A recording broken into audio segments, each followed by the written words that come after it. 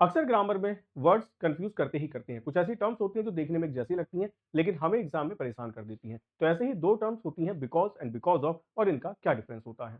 इसको याद करने का मैं आपको एक शॉर्टकट बता रहा हूँ। बिकॉज ऑफ में ऑफ आता है और ऑफ हमेशा प्रपोजिशन होता है, तो आप कह सकते हो कि बिकॉज ऑफ भी हमेशा प्रपोजिशन ही होगा। जो बिकॉज है वो एक कंजंक्शन होता है। याद करने के तरीके के बाद आगे बढ़ते हैं कि इनको और कैसे रिफाइन किया जाए, तो समझेंगे। क्योंकि बिकॉज ऑफ एक प्रपोजिशन है तो इसके बाद में कोई नाउन या नाउन फ्रेज लगाई जा सकती है, और बिकॉज एक कंजंक्शन है तो उसके बाद एक पूरी क्लॉज यानी कि सब्जेक्ट और वर्ब का एक एग्रीमेंट लगाना पड़ता है। अब इन दोनों वर्ड्स को कुछ एग्जांपल्स की मदद से समझने की कोशिश करेंगे। मैंने कहा बिकॉज ऑफ, तो सेंटेंस बनता है he did not come because of rain. वो बारिश की वजह से नहीं आया, तो बिकॉज ऑफ के बाद रेन क्या होगा, नाउन होगा। और फिर मैंने सेम सेंटेंस को बोला he did not come because it was raining. अब आप बिकॉज के बाद इट वॉज रेनिंग यानी कि सब्जेक्ट और वर्ब के कंस्ट्रक्शन को अच्छे से देख सकते हैं।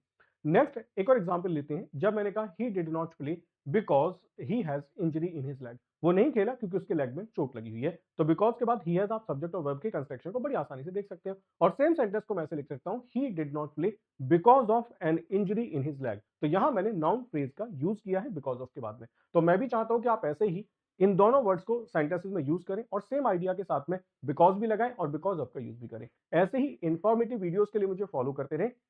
Keep learning.